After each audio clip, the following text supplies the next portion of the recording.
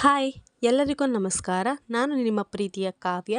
ಮೊದಲನೇ ಆಂಗ್ಲೋ ಮೈಸೂರು ಯುದ್ಧ ಯಾವ ವರ್ಷದಿಂದ ಯಾವ ವರ್ಷದವರೆಗೆ ಯುದ್ಧವಾಯಿತು, ಹಾಗೆ ಯಾರ ನಡುವೆ ಯುದ್ಧ ನಡೆಯಿತು ಅನ್ನೋದನ್ನು ಈ ವಿಡಿಯೋ ಮುಖಾಂತರ ನಾನು ತಿಳಿಸಿಕೊಡುತ್ತೇನೆ. ನೀವಿನ್ನು ನನ್ನ ಚಾನಲನ್ನು ಸಬ್ಸ್ಕ್ರೈಬ್ ಮಾಡಿಲ್ಲ ಅಂದರೆ ಈ ಕೂಡಲೇ ಸಬ್ಸ್ಕ್ರೈಬ್ ಮಾಡಿ. ಬನ್ನಿ ವಿಡಿಯೋ ಸ್ಟಾರ್ಟ್ ಮಾಡೋಣ.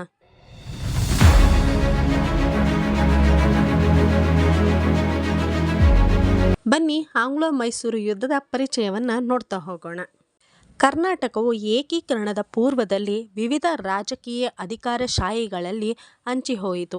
18ನೇ ಶತಮಾನದ ಉತ್ತರಾರ್ಧದಲ್ಲಿ ಬ್ರಿಟಿಷರು ರಾಜಕೀಯ ಆಧಿಪತ್ಯವನ್ನು ಸಾಧಿಸುವ ಜೊತೆಯಲ್ಲಿ ವ್ಯಾಪಾರ ಮತ್ತು ಕೃಷಿ ಕ್ಷೇತ್ರಗಳಲ್ಲಿ ಜನರನ್ನು ತನ್ನ ಹಿತಾಸಕ್ತಿಗಳಿಗಾಗಿ ಶೋಧಿಸಲು ತೊಡಗಿದರು.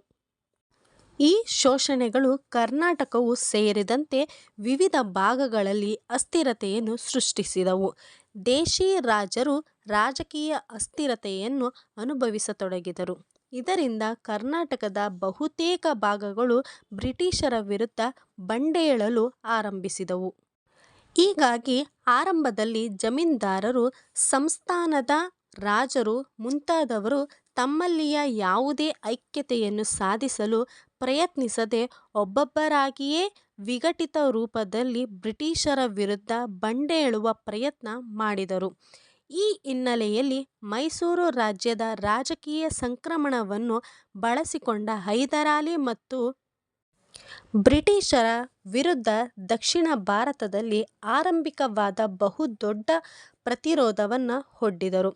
ರಾಜಕೀಯವಾಗಿ ಸೃಷ್ಟಿಯಾದ 1761ರಿಂದ 1799 ನಡುವಿನ ಕಾಲಘಟ್ಟದ ಇವರ ಪ್ರಯತ್ನ ಚರಿತ್ರೆಯಲ್ಲಿ ಒಂದು ವಿಶೇಷವಾದ ಪರ್ವವಾಗಿದೆ.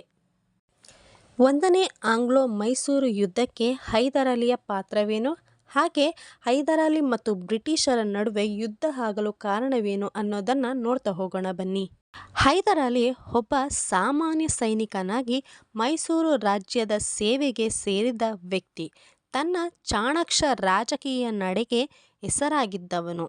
ಮೈಸೂರಿನ ರಾಜಕೀಯ ಬೆಳವಣಿಗೆಯನ್ನು ಸೂಕ್ಷ್ಮವಾಗಿ ಗಮನಿಸುತ್ತಿದ್ದ ಹೈದರಾಲಿ ದೇವನಹಳ್ಳಿ ಮುತ್ತಿಗೆ ಸಂದರ್ಭ ಮತ್ತು ಆರ್ಕಾಟಿನ ನಿಜಾಮನ ವಿಷಯಕ್ಕೆ ಸಂಬಂಧಿಸಿದ ಸೈನಿಕ ಕಾರ್ಯಾಚರಣೆಯಲ್ಲಿ ಪ್ರವರ್ಧಮಾನಕ್ಕೆ ಹೈದರಾಲಿ ಬಂದನು. ಸೈನಿಕರನ್ನು ತನ್ನ ವಿಶ್ವಾಸಕ್ಕೆ ಪಡೆದುಕೊಳ್ಳುವಲ್ಲಿ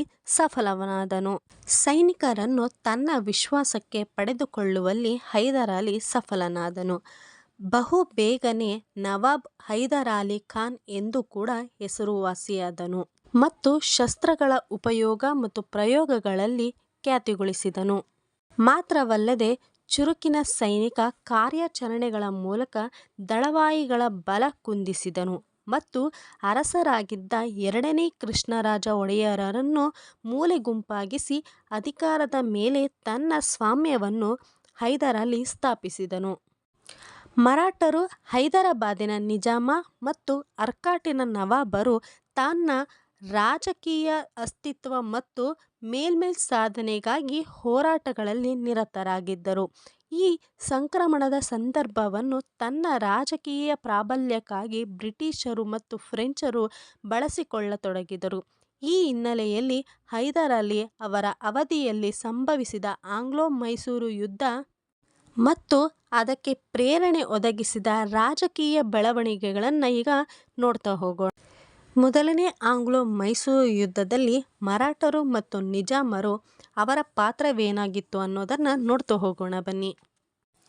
ಮೈಸೂರಿನಲ್ಲಿ ಹೈದರಾಲಿಯ ಪ್ರಾಬಲ್ಯದ ಹೆಚ್ಚಳವೇ ಈ ಯುದ್ಧಕ್ಕೆ ಮೂಲ ಕಾರಣವಾಯಿತು. ಕ್ರಿಸ್ತಶಕ 1767ರಲ್ಲಿ ಪ್ರಾರಂಭವಾದ ಇದು 1769ರಲ್ಲಿ ಅಂತ್ಯಗೊಂಡಿತು.